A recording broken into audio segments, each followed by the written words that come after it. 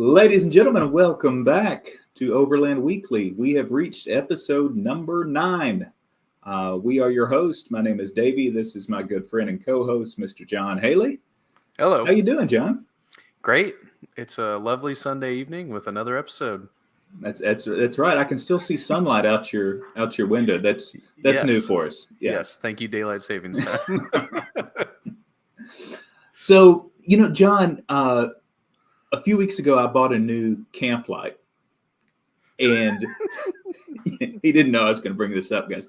And so John texts me, and he's like, it must be nice buying that expensive camp light. I just can't justify that. And then yesterday, he posted about 18 different stories reviewing his new $300 camp light.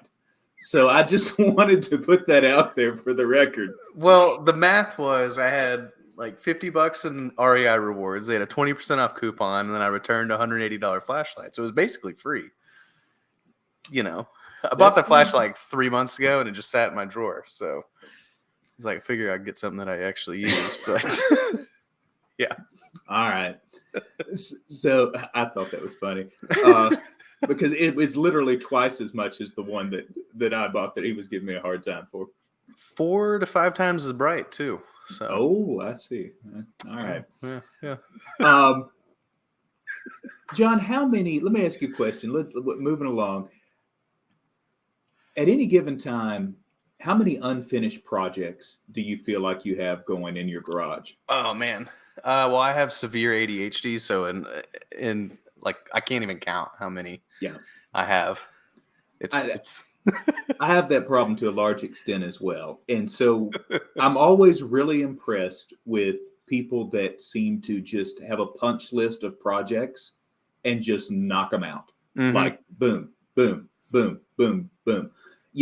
And there's a few people that I follow on Instagram or I'm friends with that they always seem to be able to do that. We've got our friend Jeff, for example, that he'll be yes. Jeff at DIY Land Cruiser. This man will be rebuilding an engine at breakfast and then hanging sheetrock that afternoon. And then by night, it's all done. I don't know how he does it. He is either in the process of or just finished replumbing his entire house. Yes. The entire house, everything. Yes, the same house that he went underneath with a bottle jack and fixed the leveled the house. Yes. Yeah.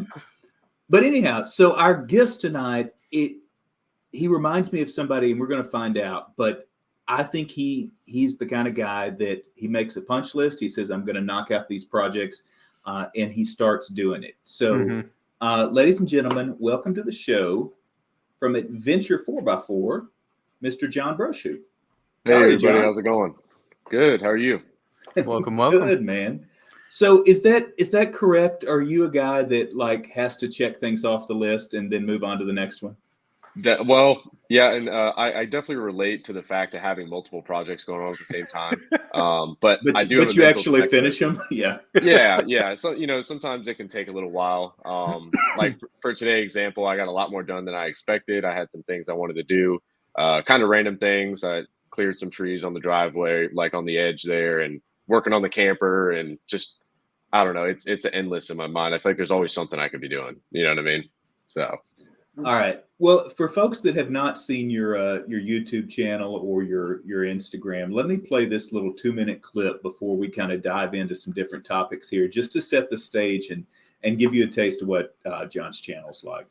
Done is this wire runs to our switch, and then from our switch we have another wire running, and then that wire is actually connected to our all-the-time power. So this always has power from our battery as long as our circuit breaker is not tripped. So what that does is for welding all of this together, obviously, as you know, welding aluminum is a different process than from welding steel. And I'm brand new to this process. So if you guys have never welded aluminum and you're watching this video, please don't be discouraged because I'm also brand new to this process as well. Initially, right here by my factory fuse panel and really close to the battery, and I'll be able to have everything nice and tidy and neat. Some people may choose to just delete the evap canister altogether. I'm choosing to keep mine to avoid a check engine light and because it's so simple just to relocate it back here to the firewall. So I thought I was just going to plasma cut these holes out real quick. Turns out that sound deadening was actually pretty flammable, so I'd use a combination of the angle grinder, the Sawzall, the wire brush, and actually also used the torch. And with the torch, what I did was actually heat up the factory sound deadening,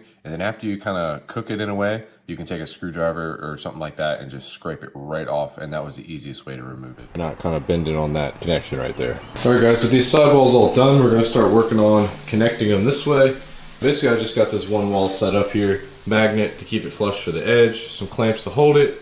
You can see the level, it's at 89.8, 0.9. It's pretty much 90 degrees. I mean, that's close enough for me. All I'm going to do is just kind of put a couple tacks all along this. We got our surface. This is the bed of the truck. This will be the overhang on the cab itself. The overhang is going to be a little longer than you traditionally see on these truck bed campers. It's going to be about 4 feet total. And I did this because I want maximum standing room back here, even while the bed is fully deployed.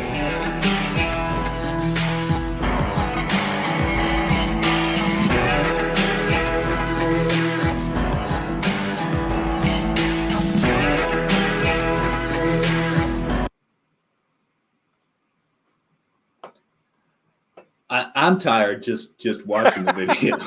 Man, it's funny. I'm inspired. It's funny seeing clips like that because, like, I know I did those projects, but then I look back and it's like, yeah, I did go through all that. You know what I mean? It's just like a whirlwind, man. I don't know. So, this thing started with the Tacoma build. Is that correct? Is that kind of where this channel got rolling? Yeah. Well, I obviously got into camping. I bought a Tacoma. So actually, a reason I got a Tacoma was originally it was going to tow a car, which I intended to do like road racing and autocross and go to racetracks and, tow it with the Tacoma. It was just a small Honda Civic. So it didn't weigh anything and the Tacoma would be perfect. Well, I had built this car and I got the Tacoma and, everything was going swimmingly. I went and did autocross and then I just I got into trucks, the scene as far as, I guess the overlanding scene and all that really started to kind of take off. And I was like, man, like I got this Tacoma and there's so much cool stuff you can do to it. And then, so the car got sold and I just went full-fledged into that. So. Yeah, we took a bit of a deep dive on your Instagram and Hondas were your jam for quite a bit. Oh yeah. Well, my first job, my dad actually, he ended up, he's owned a shop for 30 years and I've worked there for 12 years. Wow. So I've been around cars my whole life. He used to actually road race a Dodge Omni back in the day at like Summit Point and used to do all autocross and all that. So Nice. That was where my inspiration to go do that was. But at the same time, I also grew up camping out of a 79 Toyota Land Cruiser. Wow. We'd always go down to the river and camp out of this thing. We didn't do long trips because, it's a 79 Toyota Land Cruiser, but we'd be local and we'd be at the river every weekend camping out of that thing. So I always, was into trucks and camping and I've camped my whole life. So getting the truck and getting back to it was really, really awesome for me. Actually, my now wife, I showed her a rooftop tent on Instagram. I was like, look at this thing. This thing's pretty cool. And she'd never really been camping. And she's like, wow, that's so cool. It's like a treehouse. I was like, I'll buy one if I can get you to go camping with me because I want to get back into this again, So I bought one and here we are. That's awesome. Yeah. I weirdly had like kind of a similar come up, I guess you could say. I started out in Miatas and then bought a Land Cruiser and was like, camping's way more fun and a lot cheaper. Oh yeah. Quite a bit cheaper than racing. Yep. So it looks like we got a pic of the Tacoma when you got it. So give us a quick rundown of what the build is today. Let me with show the it. Taco. Here it is now. Yep. So I bought that in 2016. So I've had it quite a while now. I think I had 80 or 90,000 miles on it. It was one of my largest purchase that I'd ever done at the time. I had a loan previously for a vehicle. It was just a Honda CRV.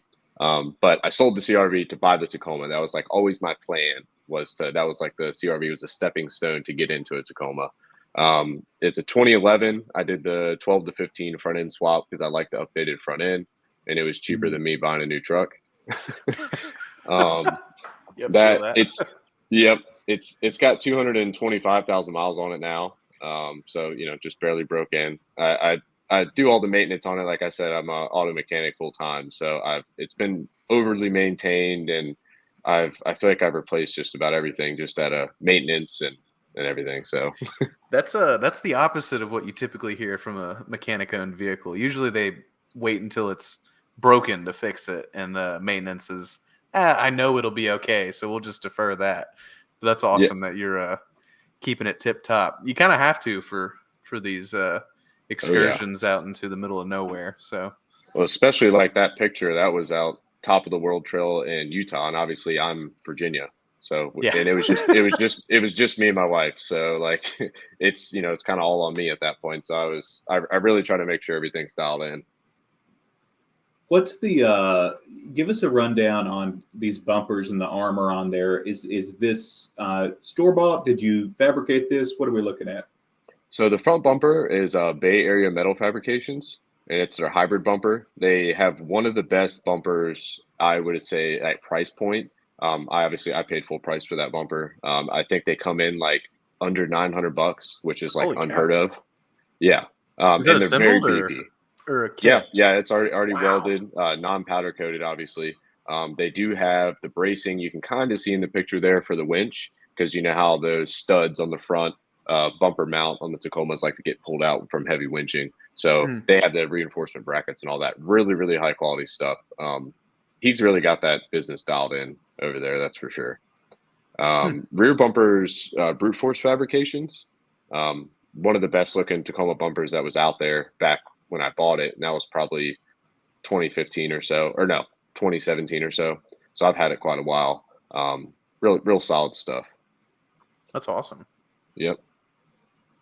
Yeah, Land Cruiser bumpers are not $900. That's how much the the weld it yourself kits cost. That's crazy. Exactly. That is crazy. So at some point along the way, you managed to pick up an iconic 80 series. Oh yeah. I don't know what it looked like when you got it, but this is what I believe it looks like now. Yep. So it was pretty much as it sits there in the picture, minus the wheels and tires. It already had the bumpers. I did add the roof rack, the snorkel from Radius Fabrications, which is an Australian company. I really liked that Australian style. I'm sure you guys watch Four Wheel Drive 24/7 as well.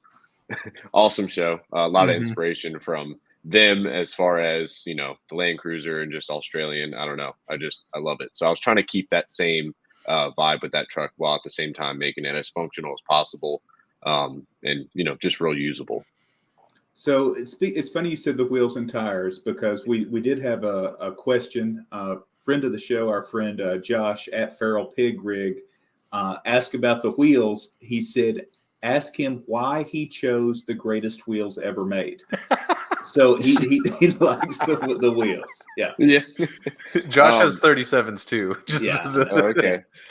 So as it turns out, with those method wheels, I've seen plenty of pictures of them on the internet. And I think when you see them in person, it's definitely a little different. I saw them in person, and I was actually at Uwari in my Tacoma. I saw a truck drive by with them, and I was like, those wheels are awesome.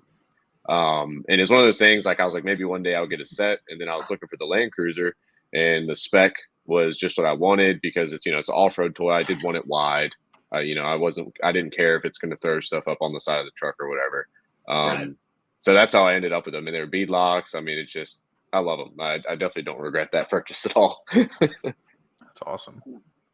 So what about, this is always a hot topic, the power in the 80 series. Is this one, has it been re-geared, I'm assuming? Yep. Yeah, I did a 529 nitro gear set. I actually got Stock Automotive. They're up there, kind of not Northern Virginia, but like Northwestern Virginia. He's a Land Cruiser specialist. He works on Land Cruisers all day, every day. And it's one of those things, I probably could have set the gear set up. I would have had to buy some tools. I had personally never re-geared anything. Me just knowing that Peter knew his stuff, he's done it countless times. And I got to support his small business. I mean, that was just a no-brainer for me. I took the differentials out and took it up to him, and he took care of it for me. And I paid him for his time, and, it couldn't have worked out any better. So are you content with how it drives now on the street and on the trail, or is there thoughts of changing what's under the hood? It doesn't. I mean, it doesn't drive bad at all. Like Yeah. honestly, I've taken it on 3.5 hour road trips down the interstate. And I mean, it does great for what it is on Land Cruiser on 37s. I don't have the steering wheel's not shaking. I can let go of the steering wheel, it just drives straight down the road. No complaints there. I will say, you get in the mountains, obviously you want some more power. Yeah. The moment you start seeing a hill, you can really notice it. It's good as long as you have momentum. But if you don't have momentum and you're just lugging up one of those hills, man, it's absolutely terrible. So I've looked into swaps. You see people do the crazy, like, what is it, 4BT Cummins, I think they put in them. I personally am leaning towards LS swap. I am a Toyota guy through and through, but an LS motor and a Toyota platform, I think it just kind of makes sense. Mm-hmm. They're hard to argue with. Lots of power. Cheap, yeah, like you can get them in, and nowadays you can get motor mounts that are bolted. The Mark's four-wheel drive adapter for the transfer case to the Chevy Trans. You can get the harness, and I mean, it's just obviously I've looked into this quite a bit. But Davey hates Chevy, right? I had an LS1 swap. It's funny with Toyotas. There are people that have no problem with it. There are people that like it, and there's people that are adamant against it. And then there's people that make the argument. A lot of our friends down in Huntsville that putting the 4.7 UZJ motor in there is a better alternative than the LS1. Yeah, I mean, it kind of goes either way. It's whatever you want to do. I will say the LS1 will be a lot less work than doing the 4.7, because that's going to be a lot of custom, not off the shelf stuff. Yeah. LS motors are surprisingly small with the push and rod they're everywhere. aspect. Yeah. Dual overhead cam V8s are not tiny. No, not at all. Talk. So getting the 80 series coming from wheeling the Tacoma, what's the difference feel like there? The 80 is a lot of fun. It's one of those things, you look at something and it's like you feel like it's point and shoot. It's like, oh, I'll drive over that. Tacoma, the wheelbase is a little longer, and I guess more worried about, I don't want to totally annihilate a body panel on that. 80 series, obviously I don't want to do that either, but at the same time, we took it to Potts Mountain in Virginia, and I put the driver fender up against a tree trying to go up this one spot. But I mean, it was already dented. So it was kind of one of those things, like, I was just glad my mirror stayed. I was like, as long as I don't lose the mirror, because I don't want to have to buy one of those, Right. That's awesome. So what we saw in the intro was you building a few, or maybe just one trailer in the beginning, but I think you built 3 different trailers, campers, from scratch too, which is big. So what inspired you to take on the trailer building, and was it something that you just wanted to do, or did you have the need for it from your overlanding adventures? Like, take us through that. It kind of came out of necessity, I guess you could say. So basically I had bought a motorcycle, a dual sport, a Yamaha TW200. I would almost say it's very similar to an 80 series Land Cruiser in the fact that it's slow, reliable, big tires, it has a lot of soul to it. It's just an awesome machine. You know what I mean? So I bought one of those, and I had a hitch carrier on the back of my Tacoma, but I'd have to take my spare tire off. And when I got to camp, I'd have to unload the bike to be able to get to my stuff. And I was like, why don't I just build a little overland trailer to put my bike on, just like a motorcycle trailer to haul it behind the Tacoma. So I built that, and I was like, I already had the YouTube channel started. I was doing the normal videos that, countless other people were doing, DIY stuff, camping videos. And they were working, but I was looking for something that really resonated with an audience, I guess you could say. So I built the trailer, and obviously that first build was a hit, even though it's pretty unconventional. I'm putting a motorcycle on a trailer with big tires. Like I hadn't really ever seen anybody do that. But a lot of people liked it because the platform let them get creative and build something of their own off of the idea of, the trailer. And then from there, I wanted to build a trailer that had a rooftop tent on it. Just, I don't know. I'm just, I start seeing things and I just want to build one. I don't know. It's kind of strange in that aspect, but, so I built that. And actually, while I was building that, I had already known I was going to build a micro camper. That was already dead set in my mind, but in my mind, natural progression, start small and then go to something big. I knew by my third trailer, I would have learned a lot. So it really made sense for me to wait and do the micro camper after 2 other trailer builds. Clear that up. But yeah, so this is the famous trailer from the raffle. Am I correct on that? Correct. That is sick. That is so clean. So what was the thought process behind that? Obviously, it got a lot of engagement, but how'd that all work out? As far as the raffle goes? Yeah, as far as the raffle. Yeah. So I originally, when I built it, I knew I was going to get rid of the trailer after it was done. I had no intentions of actually keeping it. I built it for the channel and just because I just wanted to build one. And I listed it for sale. And then I've done a cost breakdown video on how much I spent on the trailer. So by the time you factor in cost and your time, the price that you end up with is pretty unrealistic, if we're being honest. So especially when you're using expensive parts like the timber and axle suspension and stuff like that. So let's not talk about that as I'm diving into this camper build. Yeah. So I decided I wasn't going to sell it, and I was like, you know what, maybe I can give it away. So I tried to look up, I don't know, the legalities of giveaways, and I think it turned out, yeah. So it turned out if I were to sell something, and then just perchance when you buy this item from me, then you get the opportunity to also possibly win something.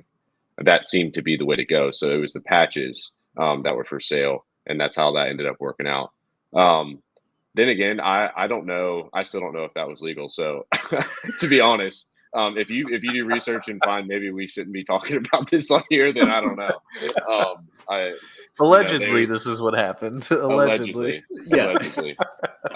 But I mean, it worked out. I came in just under. I basically broke even with the cost of building the trailer. I didn't make a ton of money on this build or anything like that.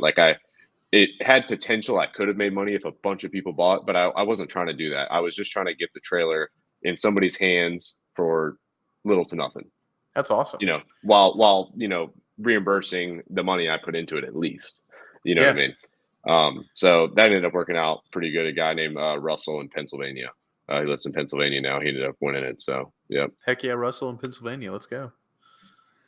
Yeah, that's easier than if it somebody in California won it from a logistics standpoint. Yeah. Well, that was the stipulation. I think I had it on the website. I was like, if you win, I will travel up to, I think I said 8 hours or something. I was like, but I can't drive this thing out to California. You know what I mean? I don't have the time, unfortunately. Is that 8 hours round trip or 8 hours one way? I think I would say one way, because I would turn it into some sort of camping trip. Yeah. You know what I mean? Especially if they lived somewhere remotely close to somewhere I want to go. Yeah. So you're like, oh, you won and you're in Moab. Bummer. Yeah. Yeah. A little more than 8 hours, but worth it. Let me pull this video up of the interior on your teardrop.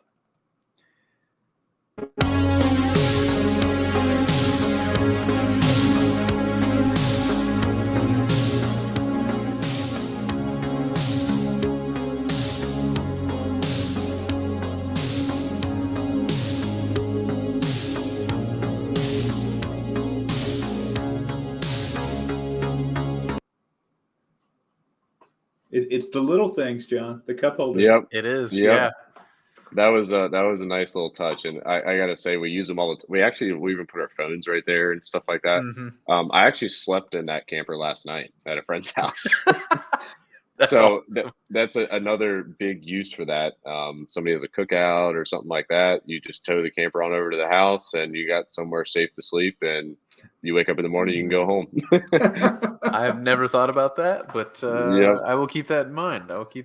Yeah, I have a similarly sized teardrop that I bought during COVID for Okay. surprisingly cheap. It's got like a window AC unit and all that stuff. We love it. It's perfect. It'll fit down basically any trail. It weighs 700 pounds dry, which is insane. Yeah, that's like nothing. Yeah, it's aluminum frame and then like all aluminum build. Okay. One thing I really liked about the intro video was when you were talking about the aluminum welding, and you were saying, for those of you who have never done this before, don't worry, because I've never done it before either. Yeah. Do you feel like the DIY trailers or campers are a little easier than one might expect? You look at it and you think, I could never do that, and then you've done it 3 times? I would say absolutely. I think anybody who has any sort of will to learn anything can do it. Yeah. If you want it bad enough, I mean, you can go get it. That's really the end of the story when it comes to that stuff. You know, you can learn, especially nowadays with YouTube. Like you can learn anything. I mean, you or Google, you just look it up, man, and you can figure it out. Your sink doesn't work, your toilet's not flushing right, man. Just get on that good old YouTube, and next thing you know, you're a plumber. Yeah. So I think that's really, we live in a day and age where social media and stuff is very important in that aspect, where anybody can learn anything. And yeah, I think it's awesome. Yeah. People ask me a lot. They're like, where'd you learn all this car stuff? And I just link them to Chris Fix's YouTube channel. And they're like, wait, you didn't go to school for this? I'm like, no, I just went to YouTube University. Yep, exactly. It's funny. I think the video on my personal YouTube channel with the most views is nothing about the truck.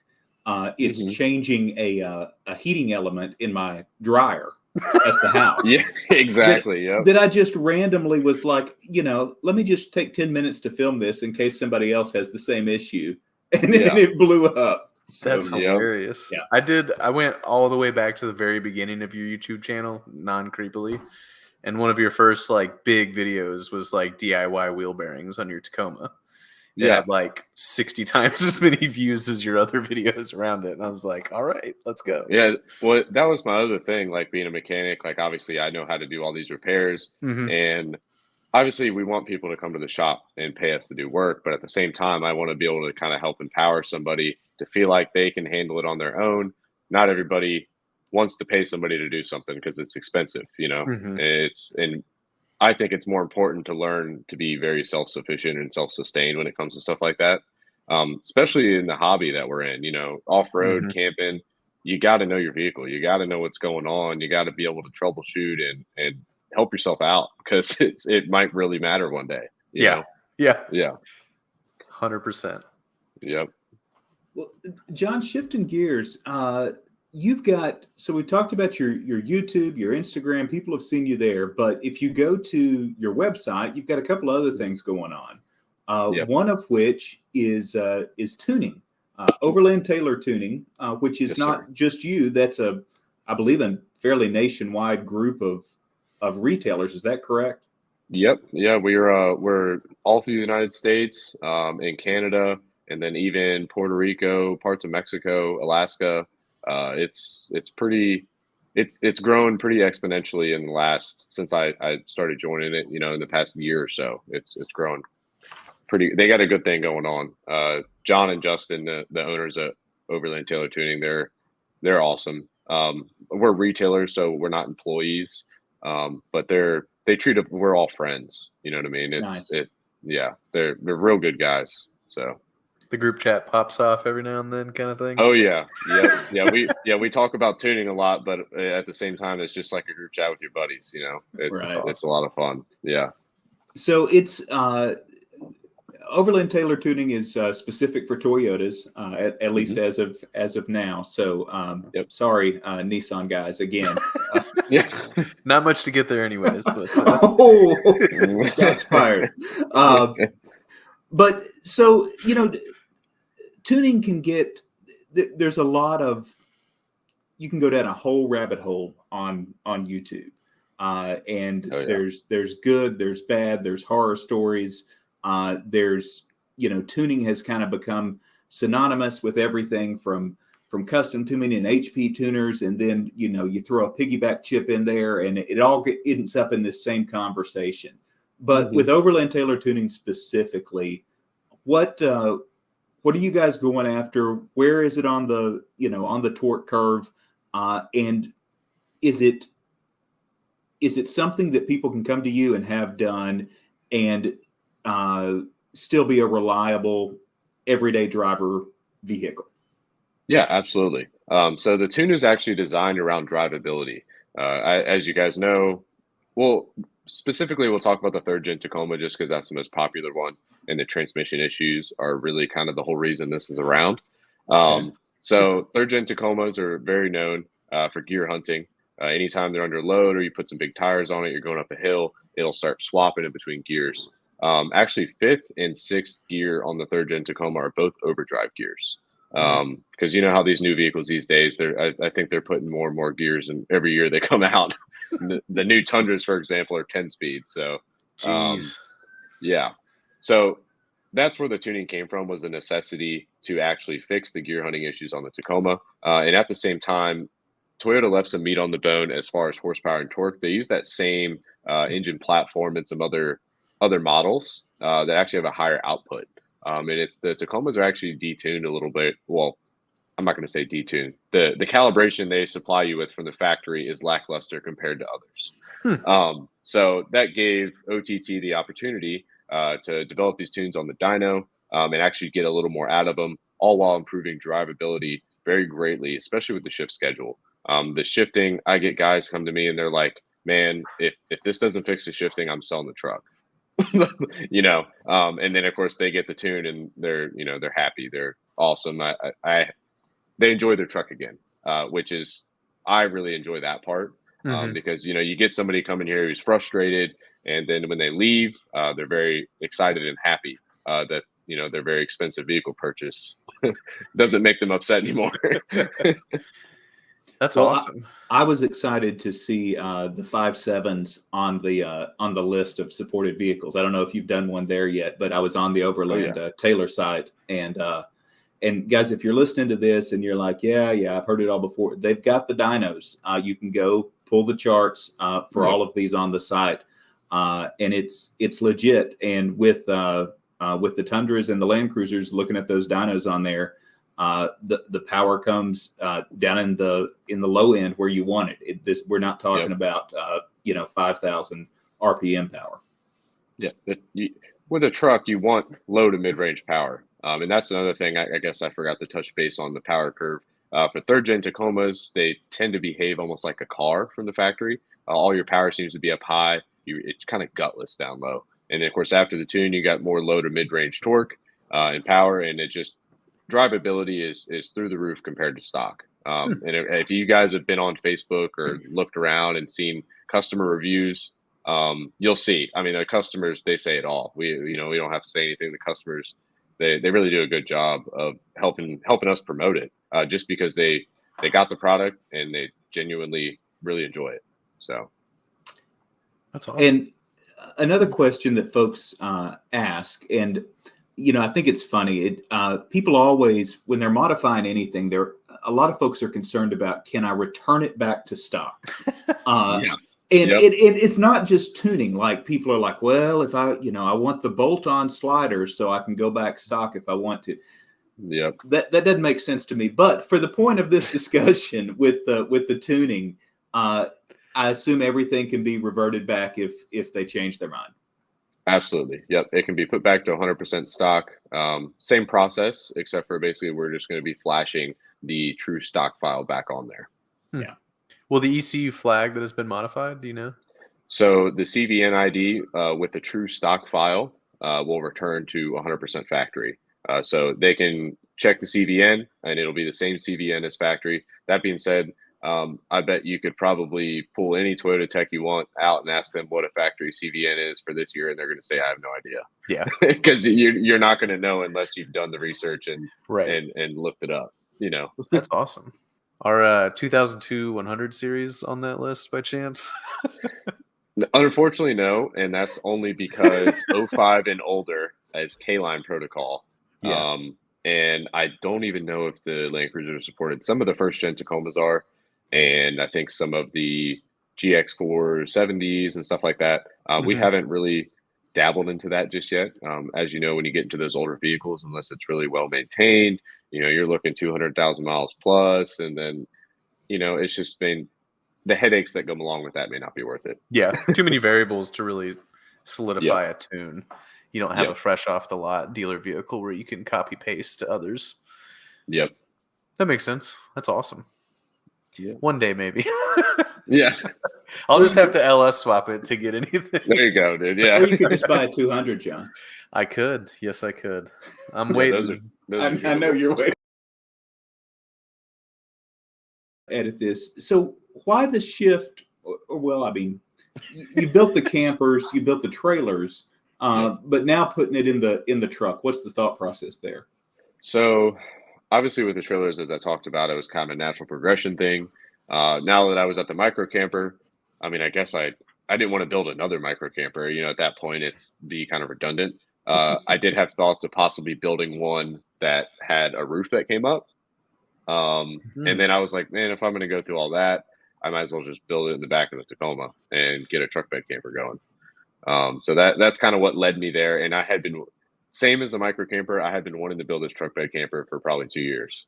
It's just all the other projects, and I got the Land Cruiser, which pretty much took out my entire year last year working on that. So once I got the Land Cruiser to a good point, now I was like, all right, now I get to start my truck bed camper. And it gave me a lot of time to stew on details and really think through what I wanted out of it.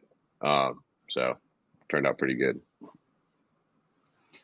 So with that said, all of these builds, you've got, for the most part, DXF files or blueprints for sale on your website, which is kind of an interesting approach.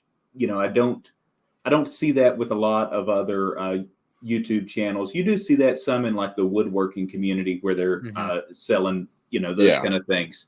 But what was the thought process behind that, and how has it been received? It's been really well. The micro camper blueprints, I've had quite a few. I will say quite a few people have bought them, and even more than I expected have actually gone out there, built the trailer, and sent me pictures and videos. That's amazing. And some of them are awesome. Like I'm blown away. I've had a few guys send me some, and I'm like, man, that trailer's better than mine. Like, like you killed it. You know what I mean? That's awesome. So, and I mean, in reality, anybody, I would say you can design it, but having an idea of where to start, especially with a trailer frame, I think that's probably people's big questions when it comes in the body and I don't know, the DXX, the files just made sense to me. Really kind of give somebody a baseline to work off. It's not step-by-step instructions, but it really lets you wrap your head around what you're about to do. You get measurements. It helps you figure out how much material you need, where you need to put your axle on the frame, and all that good stuff. Some stuff that I took a while to research and figure out and make a decision for myself what was going to work best for me. So that's awesome. Yeah, I mean, everything that you just ran through is what would prevent me from diving in, because I would have no idea how much material to purchase, no idea where to even start. And for a relatively small amount of money, I can get all of those questions answered for me. And then, like some of your followers have done, either improve upon it or just, not necessarily improve, but learn from what you've done and put their own little flair on it. And so yeah, I think there's a huge time factor there, right? I mean, you're asking a very, very fair price for these files compared to the hours and weeks and months that someone would spend trying to put those same pieces together themselves. And then they have a video they can watch that tells them exactly how to put it together. So it's the whole instructional. Yep. I mean, I probably have, I don't even know how many hours just making those blueprints for the files. Just trying to make sure it's clear and the wording's good and I'm not leaving anything out. And I probably did leave a few things out, still. So definitely a lot of time putting into them, but it's been well received, which has been awesome for me. So I really enjoy that other people are inspired enough to buy them and actually follow through and do it. It's great. Awesome. Yeah. actually makes me question or wonder, did you start with the file, or did you like build from those files, or did you build the camper and then create the files? Yep, the files were created after the camper was done. Dang. I That's a lot. actually, there's an free app on the iPad called Draft Paper. It's about the simplest grid paper app that you can get, and I built the whole camper off of like some little, scribbles on that, basically. That's so cool. And then I got into the other program, Shaper 3D on iPad. It's a paid program. That is one. It's 3D, much more easy to plan. You know what I mean? And that allowed me to make those files from that. So it was a learning curve just figuring that program out too. But now that I know how it works, it helps me a lot on projects. So that's interesting. So you're because I've noticed in several of your videos, you're kind of an iPad tablet go-to guy. oh yeah. Versus, maybe firing up a PC and diving into a more complex program. I've learned over the years to keep things as simple as possible if you want to be efficient. And half the time it works great, man. Like I edit all my videos on my iPad Wow. with an app called LumaFusion. That's a $20 one-time fee.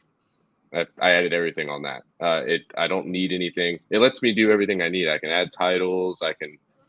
Once you figure the app out, it's plenty powerful. That being said, I'm talking to you guys right now on a MacBook Pro that I could have like Premiere Pro on or any crazy editing software. But for me, the convenience of having an iPad that I can just throw up in front of me and touch screen and do it real quick. Because a lot of times I find myself editing in the morning before work. I'll edit 10, 15 minutes. I can edit some stuff at lunch, at work. I'll edit while I'm eating in lunch. I need that convenience factor, I guess you could say. Yeah. So. That kind of goes back to what we started with.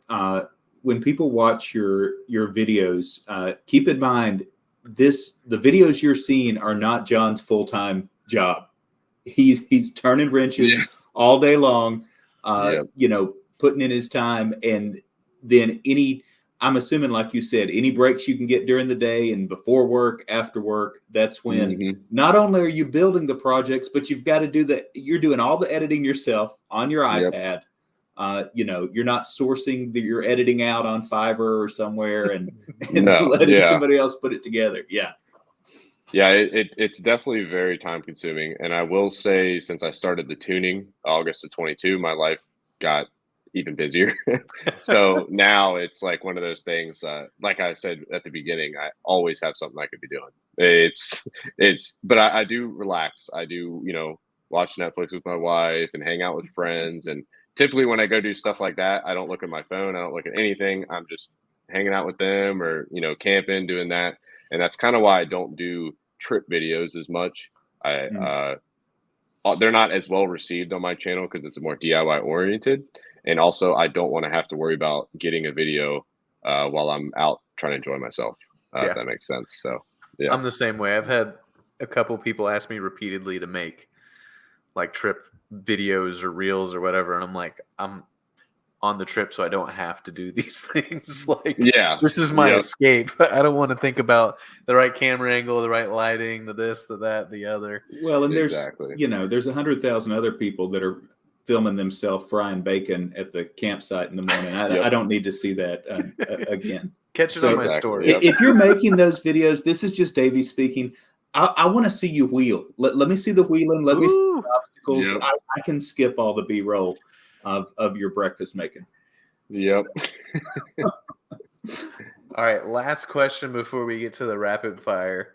Your channel's grown pretty substantially. What's been like the response and the feedback from some of your OG folks?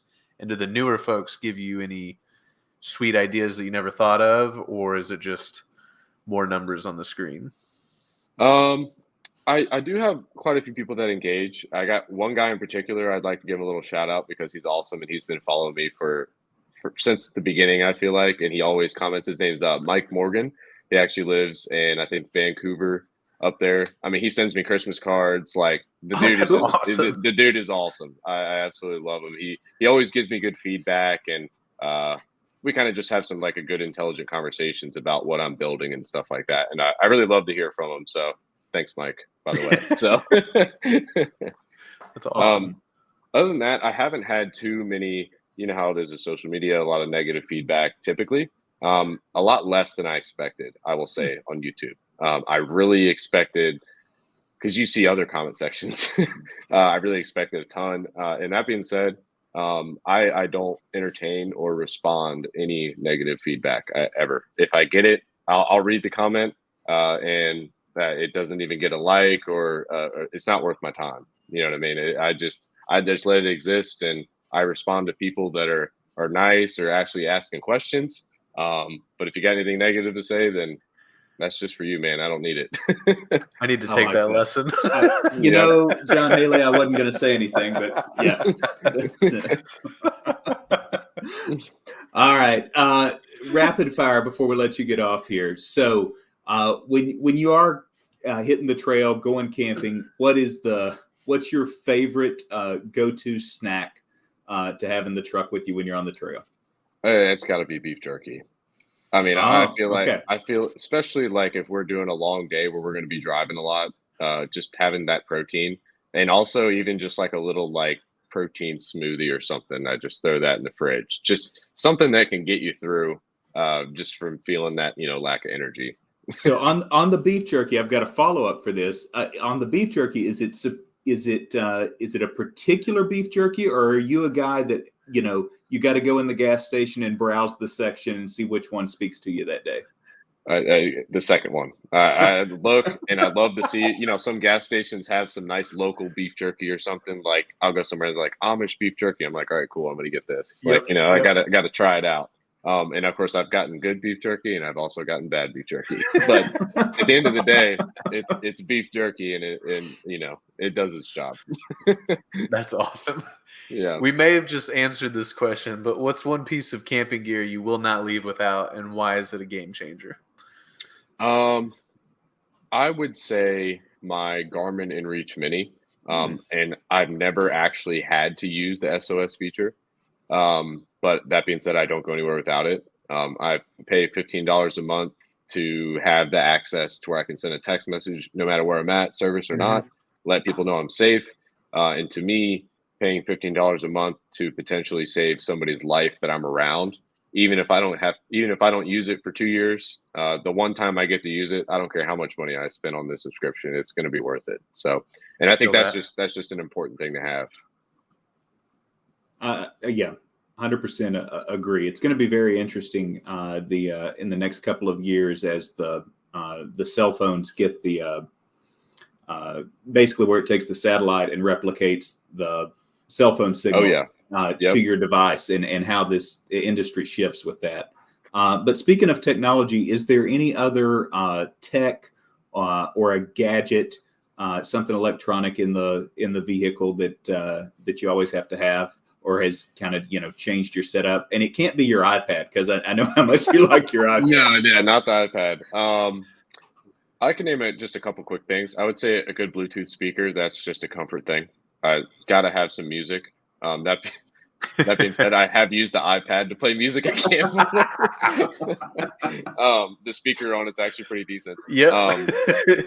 And then I would go back to a fridge. Like obviously you do not need a 12-volt fridge to go camping, but man, is it not nice? Like having wet food. In my opinion, it's worth it. If you do a lot of camping, I mean, it's even useful day-to-day stuff. You're out, get groceries, throw them in the fridge. You can still do whatever you need to do, and you didn't have to pick up ice or anything like that. It's just that's a good piece of technology that I'll die on that hill as far as defending those. I agree with that, and you don't have to buy the $2,000 fridge either, folks. Nope. There's we can talk about that, but look at who makes that compressor, because almost all of them come out of the same place. Yeah. Yeah, the biggest thing for me when I got the fridge was I could put food back into my house fridge after getting home, and that was a foreign concept to me growing up on coolers. This is one of my favorite questions I've ever asked. Which team are you on, DeWalt or Milwaukee? Let's see here. Uh-oh. Oh, hell. I will say, though, I have a corded DeWalt angle grinder. And that thing I've built 3 trailers with it. I've put it through the ringer, and that angle grinder is awesome. When it comes to tools, I would say if it's corded, I'm not really particular on what brand it is. And then naturally, cordless, you're going to have the same brand because your batteries. Well, I have and a Ryo. it's just the best. Yeah, that too. Yeah, that helps. Yeah, I mean, I got a Ryobi miter saw, I got a Cobalt table saw, I got a Black & Decker hand mouse. Like the corded stuff, I'm not worried about. But yeah, cordless, definitely Milwaukee. I will say, to give him credence, I think DeWalt is best for like contractors, like home builders, basically. But Milwaukee's made mechanics their focus audience for a bit, it seems. Yeah, DeWalt makes great stuff. Yeah, there's definitely nothing wrong with it. Yeah. They do have surprisingly powerful tools. Like their little cutoff wheel tool is like insane for what it is. Yeah. But yeah. All right. Last question. So just for the sake of discussion, you're daydreaming here, and you've got an unlimited budget, and you get to buy an upgrade for one of the rigs.